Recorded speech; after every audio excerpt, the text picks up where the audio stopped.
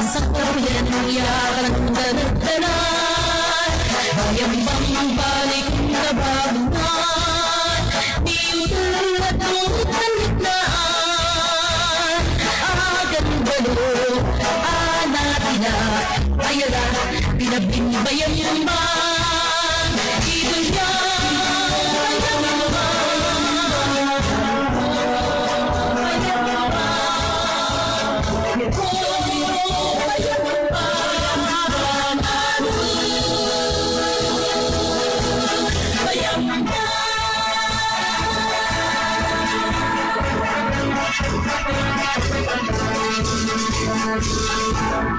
Thank you so much po. You may be all now be seated. At this point, may we call on the Executive Director of Bayambang Municipal Council of Culture and Arts, Mr. Januario Cuchupin, for his opening remarks. A round of applause, please.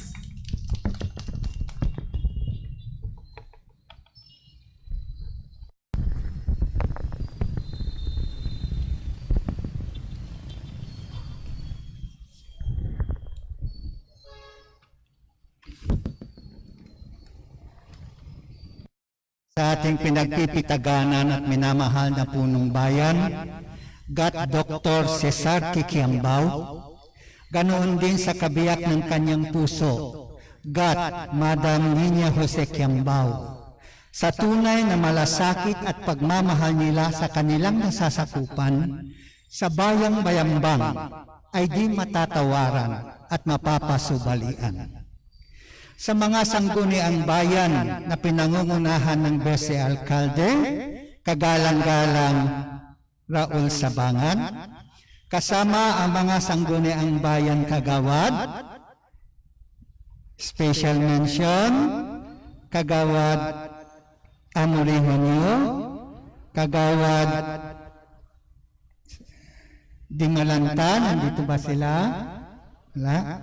Okay, Joseph Vincent Ramos, aking basahin lang Kagawad Martin Tirado, Kagawad Philip Dumalanta, Kagawad Milvin Hunyo, Kagawad Gerard Flores, Kagawad Libenson Jesus Oy, at ang Pangulo ng Federasyon ng Kabataang Barangay, Gabriel Tristan Fernandez. Pagbati rin sa ating Municipal Administrator, Kagawad Attorney Raimundo Bautista, at ang lahat ng mga LGU department heads, ganun din ang lahat ng empleyado ng munisipyo. Pagpupugay din sa mga mag-aaral, na kung meron man nandito, ang ating mga panauhin, na liber-liber na ba't ireditan, bunig-bunigan tayo, mga guro na nakipagsaya sa ating pagdiriwang sa araw na ito. Buong pusong pagbati sa malikhain at walang kapaguran ng muno ng selebrasyon ng Rizal Day 2020, walang iba kundi ang idol ng bayan, Gat Rafael El Saigo, ang ating tourism officer.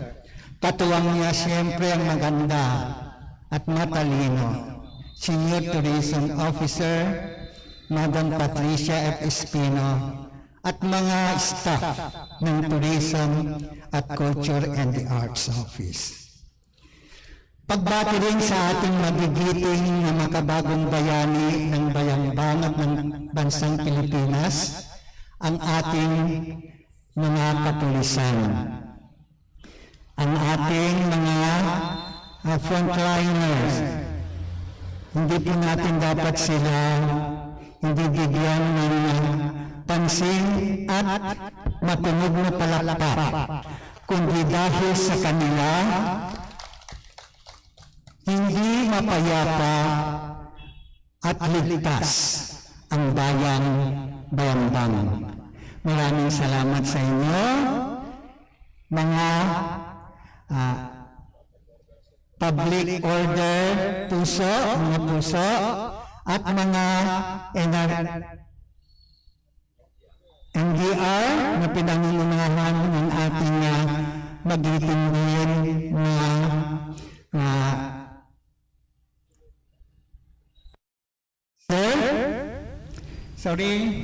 senior citizen, senior women, ang ating mga health workers, na pinangungunahan ng isang maganda, workaholic, matalino, walang iba kundi ating Madam Dr. Gat Paz Balyo.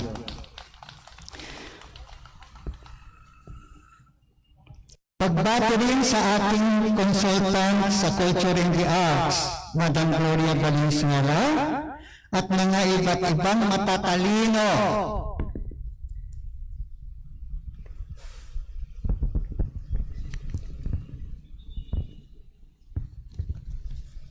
Consultant sa kanilang larangan ng expertise na naririto sa araw na ito. Special mention kay Dr. Saragosa Frank, at pagbati rin sa ating Hermano Mayor at Hermana Mayor, Dr. Gat Nicolas Miguel at Dr. Gatner Noti Miguel. Sa ating lahat, isang mapagpala at mapagpalayang umaga. Magtroba po tayo sa Wednesday.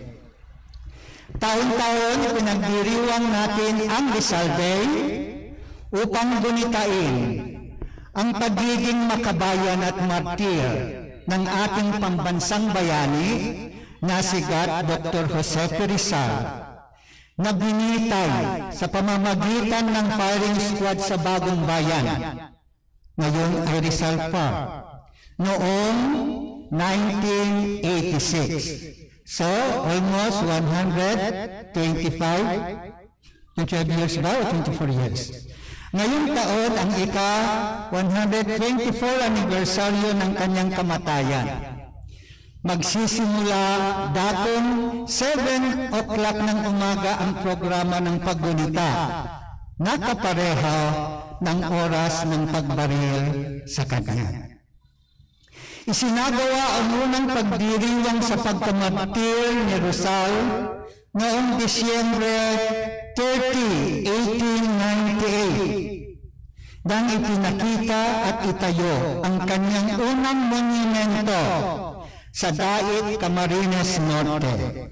Alinsunod sa Act No. 243 noong September 28, 1901. Ipinagkaloob din ng mga Amerikano ang paggamit ng pampublikong lugar sa Luneta para itayo ang monumento ni Rizal.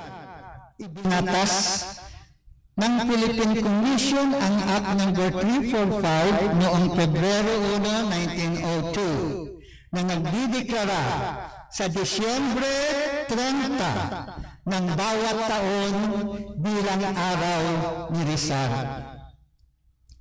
Si Pangulong Emilio Aguinaldo ng unang Republika ng Pilipinas ang naglabas noong Disyembre 20, 1898 ng isang pasya na nagtatalaga sa December 30 ng bawat taon bilang araw ng paggunita kay Jose Rizal at sa iba pang namatay sa Rebolusyon ng Pilipinas laban sa mga Espanyol. Ilan sa pinakikilalang naisulat niya ay ang dalawang nobela na Nalimitang Here at El Filibusterismo. Ito ay tungkol sa mga napunanyanang panahon ng pananakop ng mga Kastila sa ating bansa. Dito niya dinaan ang pagbatikos sa maling pamamalakad ng mga Kastila sa sariling bansa, pati na rin ang pag-aabuso ng mga praile, kaya tinugurian siyang isang heretic. December 26, 1896, nahatulan ng kamatayan si Jose Rizal. Pinagbintangan siyang nagpasimula ng rebellion ng ilang miyembro ng Samahang Katipunan. Ang Ni Ultimo Diyos, ang huling paalam na pinangiwala ang isulat niya bago siya mamatay, ay ginawa niyang sandata para mamulat ang susunod ng henerasyon na mahalin ang sariling bansa. Ika-30 ng Disyembre 1896, mula sa kanyang kulungan, ay kinuha si Jose Rizal at dinala sa Bagong Bayan na ngayon ay kilala bilang Luneta. Tumanggi siyang piringan ang kanyang mga mata at pinatalikod na lamang buong tapang na hinarap ni Rizal ang mga babaril sa kanya. Natumba siyang nakatingin sa papasikap na araw at tumingala sa langit sa umagang mapayapa.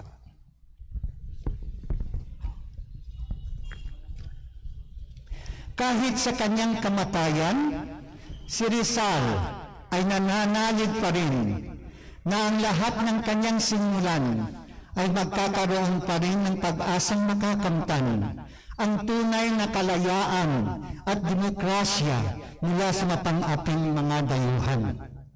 Na kahit sa pagpikit ng kanyang mga mata ay naaaninag pa rin ni Rizal na hanggat may umaga na sisikat ang araw ay patuloy rin yayabong ang pag-asang pakikibaka sa ikabubuti at ikalalaya ng bansa na ipinilan niya sa bawat puso ng mga Pilipino, lalong-lalo na sa mga kabataan na siyang pag-asa ng ilang bayan. Sa paggunita natin sa araw ni Jose Rizal ay hindi lang tungkol sa kanya bilang individual, kundi sa dangal at husay ng lahing Pilipino na ipinamalas niya sa buong mundo, pati na sa pagkamulat ng sambayanan at sama-samang pakikipaglaban para sa ating kasarilan mula noon hanggang ngayon. 124 na taon na mula nang pinaslang si Rizal, matapos siyang hatulan ng kamatayan mula sa mga gawa-gawang kaso laban sa kanya. Pilit mang siniraan noon ang kanyang reputasyon.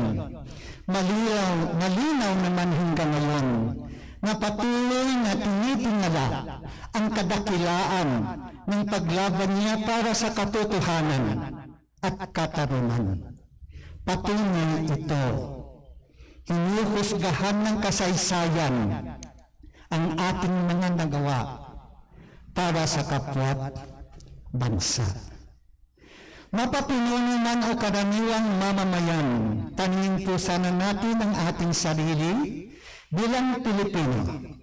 Ano ang nagagawa ko o magagawa ko para sa aking kapwa Pilipino? Sa lahat ng mga pagsubok na ating nararanasan sa panahon na ito, lalong-lalo na sa mga karahasan, umimik ba tayo o nanahimik? Sa paglabastangan sa mga institusyon na may mandatong itaguyod ang hustisya, tumutol ba tayo o nagpagamit lang sa mga mapang-abuso? Sa paggupit sa malayang pamamahayag at pagpapakalat ng fake news, tumanig ba tayo sa tama at nararapat o nagwalang kinalaman at nagpakaduwag? Tayo sa ngayon ang makabagong Rizal, bayani na siyang magbabantay, magtatanggol at magpapatuloy sa pakikibaka sa mga adhikain ng ating mga bayani hanggang lubusang makamtan ang tunay at dalisay na kalayaan, paggalang sa karapatang pantao, malayang pamamahayag at pagkakapantay-pantay. Hanggat natatamasa natin ang kalayaan ng sarili nating bansa, hindi dapat kalimutan ang mga bayanang naglunis ng kanilang buhay para lang sa kapakanan ng susunod na henerasyon. Magandang umaga sa lahat at maluwalhating pagdiriwang ng Rizal Day. Maraming salamat po.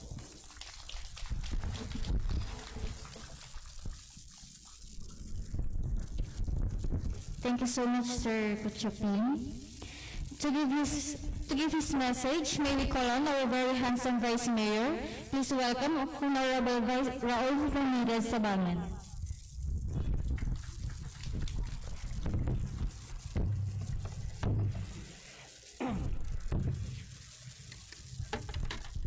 Thank you very much. Magandang umaga po sa ating lahat. Unang-una,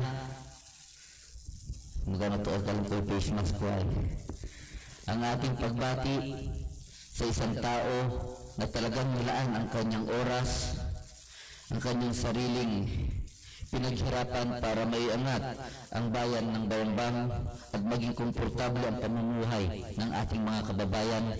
Palakpakan naman po natin ang ating mapagmahal na Mayor Cesar Tirado Kiambao. Sa ating mga masisipag na kasama, membro ng Sangguniang Bayan, kasama po natin ngayon si Councilor Amory Junio, Councilor Martin Tirado, at sa aming ibang mga kasama, palakpakan naman po natin ang ating mga Sangguniang Bayan. Sa ating mga consultants na nandito ngayon, siyempre po sa ating Hermano Mayor, Dr. Mr. and Mrs. Nicolas Miguel, palakpakan naman po natin sila. At siyempre po, nandito din kasama din po natin Dr. Frank Zaragoza. Sir, good morning. Sa ating Executive Director ng Bayambang Municipal Council for Culture and Arts, palakpakan naman po natin ang napakahusay Professor Januario Cochapin. Sir, good morning. Sa lahat po ng ating mga kasama, kawani ng gobyerno, membro ng local government unit ng bayan ng Bayambang, siyempre po sa ating mga department heads na nandito ngayon, kasama po natin ang ating Department of Agriculture, Madam Saira Opriano, palakpakan naman po natin sila. Ma'am Gloria Valenzuela, at siyempre po sa ating mga member ng Public Order and Safety headed by Colonel Solomon, sir. At siyempre po sa ating napakasipag at napakaganda na Rural Health Unit Officer, palakpakan naman po natin Dr. Paz Bayo. At siyempre po sa ating mga kasama from tourism, palakpakan naman po natin ang ating kaibigan at napakasipag. Palakpakan naman po natin Sir Rafael Saigo at sa kanyang mga kasama, Patis Pino, at sa lahat po ng member ng local government unit. At siyempre po sa ating mga kapulisan, kami po ay sumasaludo sa inyong sipag at tiyaga na protektahan ang bayan ng Bayambang. Palakpakan naman po natin ang ating mga kapulisan sa pamumuno ni Colonel Norman Florentino at sa lahat ng ating mga kasama para public order and safety. Sa lahat po ng ating mga kababayan sa bayan po ng Bayambang, magandang umaga po sa ating lahat. Masantos sa kabuosan at sikatayin, amin. So tayo po ngayon ay nandito para po gunitain ang Rizal Day. So tatanong ko po sa inyong lahat, bakit po ba tayo nandito? Bakit po ba natin pinagdiriwang o ginagunita ang araw na ito? Dahil ba ito ay nasa isang kalendaryo na kailangan lamang i-celebrate at pagkatapos parang wala na pong nangyari? O kailangan nating i-celebrate ito o ipagdiwang dahil inaalala o ginugunita natin ang kabayanihan ni Gat Jose Rizal at ipaalala sa ating mga kasama at sa ating kababayan na kailangan ituloy ang laban ng ating mga bayani para sa ating magandang pamumuhay sa bansang Pilipinas o sa bayan ng Bayambang. Alam po ninyo, kanina pinapakinggan ko ang mensahe ng ating napakagaling na Executive Director, Professor Januario Cochapin. So napakalinaw po sa kanilang mensahe kanina na si Gat Jose Rizal ay inuna ang kanyang bayan bago ang kanyang sarili. Ibinuwis ang kanyang buhay para sa sambayan ng Pilipino. Sa pagtutulong-tulong ng ating mga bayani, ang bansang Pilipinas ay naging malaya sa kamay ng mga dayuhan. Pero tulad nga po ng sinasabi ng ating mahal na mayor, naging malaya man tayo sa kamay ng mga dayuhan, pero sa panahon na ating kinatahak ngayon, tayo ay naging hindi malaya dahil sa ating hinaharap na kahirapan. So dahil sa kahirapan na ating hinaharap, ang ating mga kababayan ay napilitan ng ibang bansa. Nagpunta ng Amerika, nagpunta ng Japan, nagpunta ng Espanya at sa iba't ibang dako ng ibang mga bansa. So, kaya matatawag po natin ang ating mga OFW ay kasama sa isang makabagong mga bayani sa hinaharap na ito. Pero alam po ninyo, bilang mga lokal na pamahalaan, bilang isang membro ng local government unit, tanungin nga po natin sa ating sarili kung ano po ang ating magagawa para maipagpatuloy ang laban ng ating mga bayaning nagsakripisyo para po sa ating bayan. Siguro po, bilang mga kawani ng gobyerno, meron po tayong iba't ibang mga sektor na kung saan ang ating mga departamento ay doon po nakadistribute tulad po ng infrastructure sector, social sector, institutional sector, social sector at ibang environmental sector at iba pang mga sektor na kailangan pagbutihin ng ating pagbutihin po natin upang sa ganon ay ito pong mga sektor kasi na ito ang pundasyon ng ating bayan. Sa paglaban po natin sa kahirapan, kailangan ang mga nabanggit na sektor na ito ay maging maayos, maging mabuti dahil ito po ang ating susundan para po mapatakbo ng maayos ang bayan po ng Bayambang. Pero bilang isang mga namumuno sa bayan po ng Bayambang, napaka-importante din po na siguro ibahin po natin ang mentalidad ng ating mga kababayan. Ibahin po natin ang kanilang pananaw sa pamamagitan po ng mabuting pamamahala o paggawa ng tama sa bayan po ng Bayambang. Sa lahat po ng mga nandito ngayon, lalos at hinaharap po natin ang pandemic ng COVID-19. Tayo po ay magkaisa, tayo po ay sumunod sa ating mga local IATF upang sa ganun ay maging maayos ang pagpapatakbo ng ating mahal na bayan at mapanatili po natin ang kaayusan at siyempre po ang kaligtasan ng ating mga kababayan po sa bayan ng Bayambang. So umagang ito, ang masasabi ko po sa ating lahat, tanungin po natin ang ating mga sarili.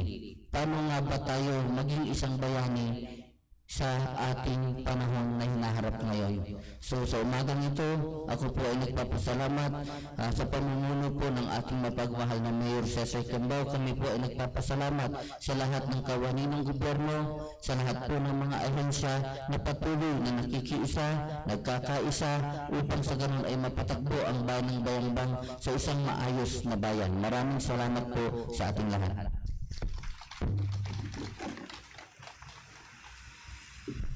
Thank you, sir. Sabi nga ni Dr. Jose Rizal, on this battlefield, man has no better weapon than his intelligence. No other force but his heart. Ayun, so moving on po tayo. And now to read, understand, and appreciate our hero, Dr. Jose Rizal, may we call on our Supervising Tourism Operations Officer and Bayambang Poverty Reduction Action Team, Mr. Rafael Nueco Saigo.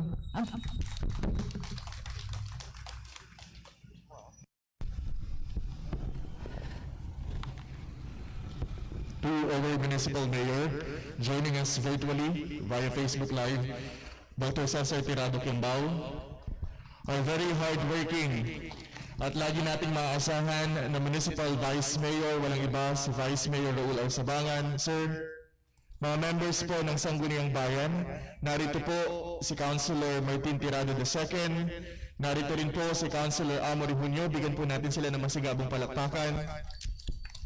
I'd like also to acknowledge our consultants present today. We have here also the Chair of the Board of Bayambang Water District, Dr. Francisco Saragosa, sir. The Hermano Mayor, Dr. Nicolas Miguel. Our consultant for Media Affairs, Dr. Leticia Ursua. Consultant for Culture and Museum, Mrs. Gloria Valenzuela. The department heads present, we have Ma'am Zaira Orpiano from the Department of Agriculture. From the POSO, we have Colonel Leonardo Solomon. Our Rural Health Unit 1 chairperson and the chairperson of Bayambang COVID-19. And the reason why we have 0 active case until right now po, Dr. Paz Avalio. To the members of the uniformed men and women We have the Bureau of Fire Protection, the PNP headed by Police Lieutenant Colonel Norman Florentino. Sa lahat po ng mga nakikinig at kasama po natin virtually, joining us all the way from Hong Kong, California, na nanonood po via Facebook Live, at sa lahat po ng mga kababayan natin na nakikinig sa ating pong programa sa umagang ito, maganda, maliwalas at maluwalhating pagbati po para sa isa't isa. Ladies and gentlemen, kanina, I was tasked to give you readings, understandings, and appreciating Dr. Jose Rizal. Lalo akong na-stress kasi yung dapat ko i-discuss, na-mention na lahat ni Professor Januario M. Cutchapin. So now, namumroblema ako, paano ko aayusin yung speech in a span of 2 minutes para po ibigay po sa inyo kung paano po ba natin, bakit na mahalaga sa umagang ito ang programa po ng pagdiriwang at paggunita sa kamatayan ng ating pong pambansang bayani. Umpisan ko po sa isang kilalang mga salita na kanyang binitawan. He who does not know how to look back at where he came from will never get to his destination. Ang hindi marunong lumingon sa kanyang pinanggalingan, kahit kailan ay hindi makakarating sa kanyang paroroonan. This quote best describes the life of this wonderful hero, Dr. Jose Rizal. Born on a tiny island, the Philippines, Rizal studied under the church. Years later, Rizal left to study medicine abroad, but also left for an unclear politically related reason. He spent some of time in Spain to study medicine and writing. He was very talented, and a very talented writer who knew how to write in Spanish, Tagalog, German, French, English, Italian.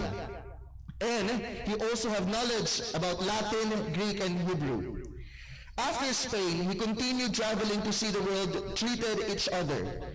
He took particular interest in the United States and how it freed itself from English rule. He wished the same would happen to save the poor and oppressed of his homeland of the Philippines. Sa kanyang paglalakbay, nakita niya kung paano naalis sa tanikala ng mga dayuhan ang ibang bansa. At kanya rin pong pinangarap na sana darating ang panahon maging makawala o makalaya ang bansang Pilipinas. But then, he unloaded all his thoughts, feelings, and beliefs in 2 books and inspired the people to rise up, the Noli Me Tangere and Il Filibusterismo. Jose Rizal deserves a sacred name hero because he never believed in violence to solve his problems, always helped others and was brave beyond compare, and as a result, he set an entire colony on the path of freedom. Mga kaibigan, inumpisan ko sa mga katagang, he who does not know how to look back at where he came from will never get to his destination.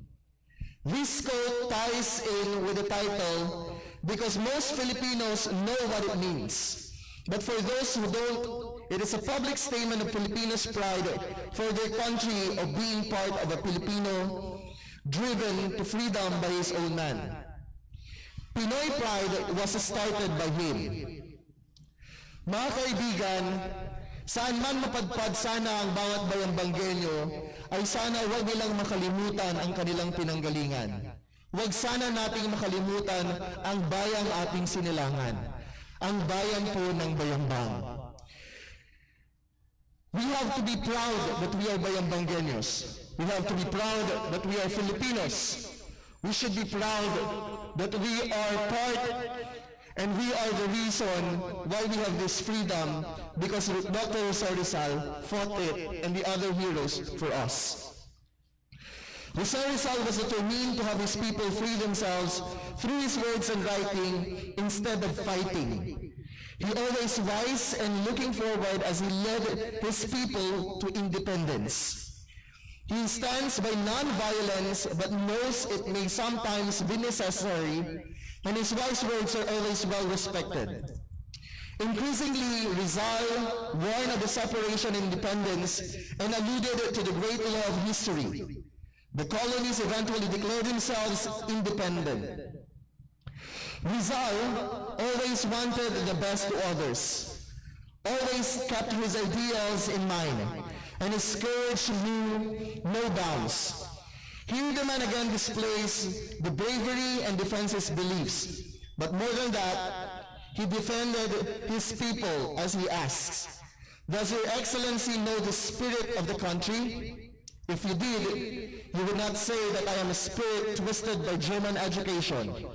For the spirit that animates me, I already had since childhood, before I learned a word of German.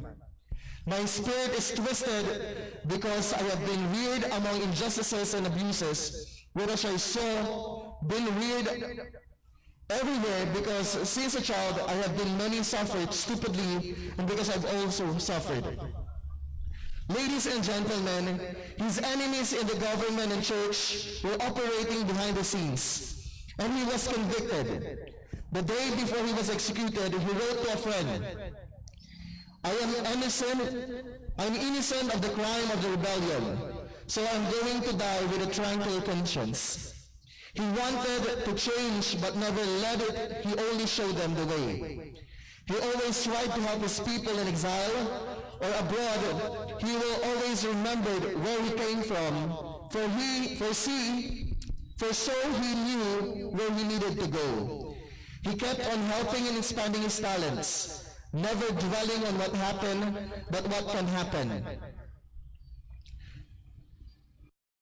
In the early morning of December 30, 1896, 124 years ago, the 35-year-old Jose Rizal, an Indian with his strong Oriental features, but the bearing of a Western intellectual, wearing a black suit and hat, stood erect and calm in an open field by Manila Bay.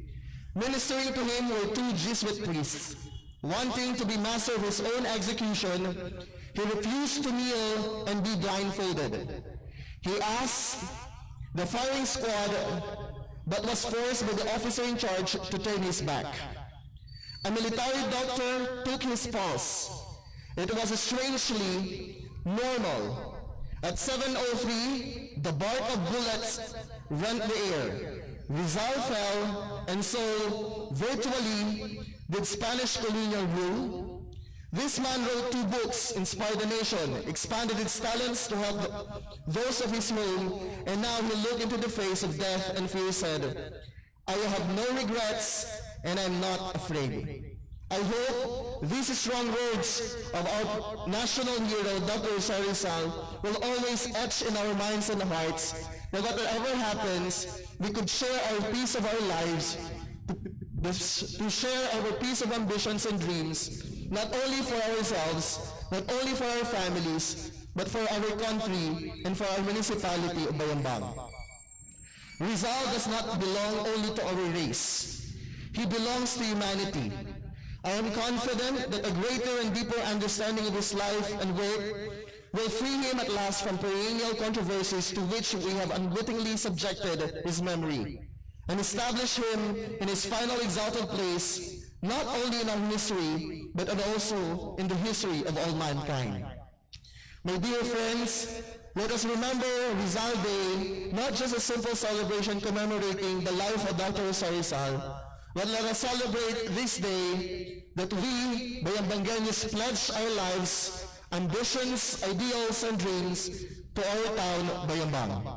Masantin kabasan si kay namin na imbagal daw. Marami pong salamat po.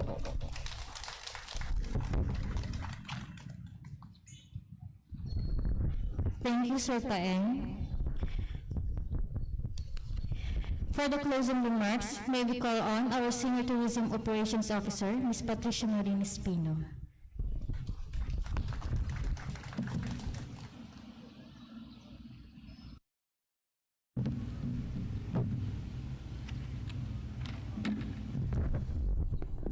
Sa ating alkalde at pinuno ng ating revolusyon laban sa kahirapan, Dr. Cesar T. Kiambao, sa kanyang may bahay na si Mayora Nina Jose Kiambao, sa ating Vice Alkalde, Honorable Raul R. Sabangan, at sa mga miyembro ng Sangguniang Bayan, ngayon po si Councilor Martin Tirado II at si Councilor Amory Huni, Sa ating chairperson ng Bayambang Municipal Council for Culture and the Arts, Professor Januario Kuchapin.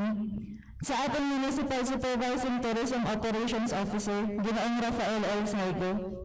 Sa mga miyembro ng BFP at PNP Bayambang, sa lahat ng mga department at unit heads, mga kasamahan sa munisipyo, nariyan po ang ating Public Order and Safety Office, Municipal Disaster Risk Reduction Management Office, Information and Communications Technology Office, Public Information and Media Affairs Office, Agriculture Office at sa iba pang opisina.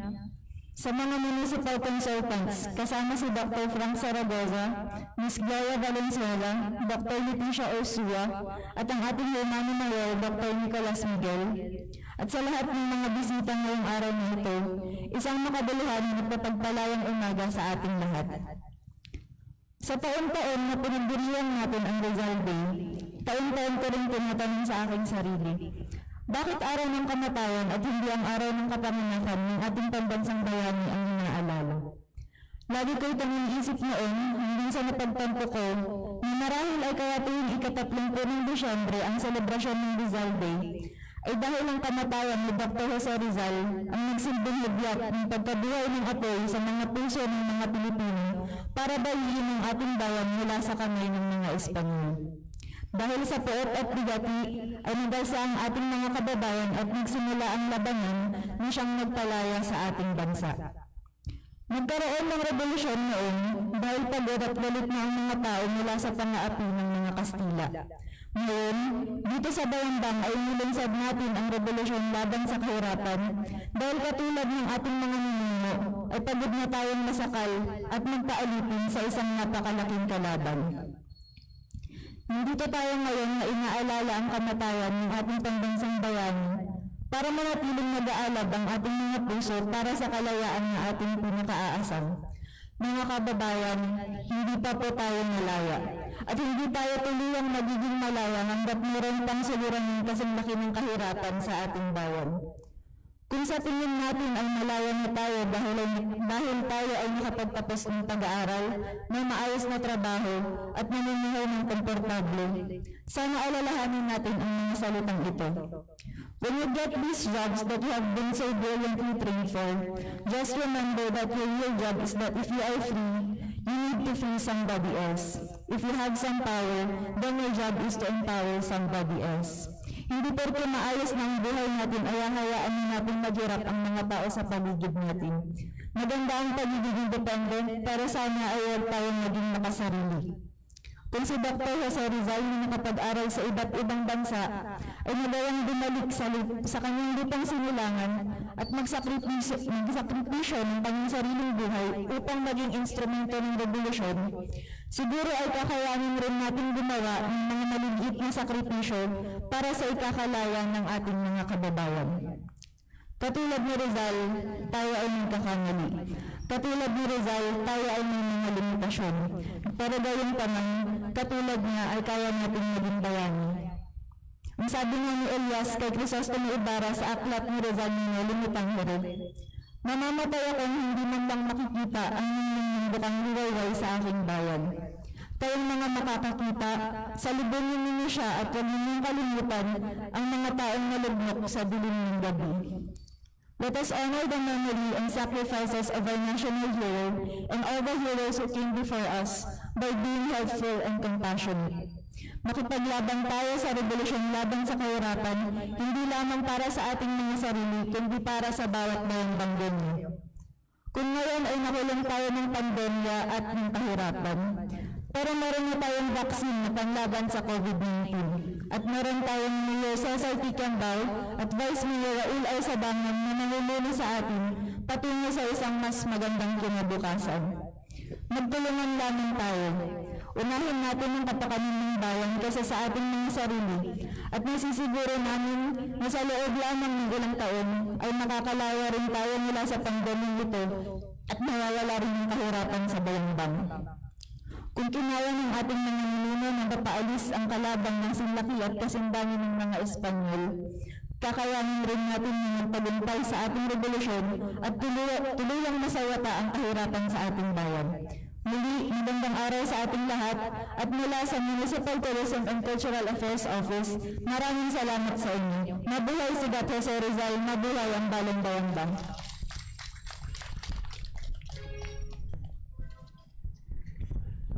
Ayun, thank you, Miss Patty.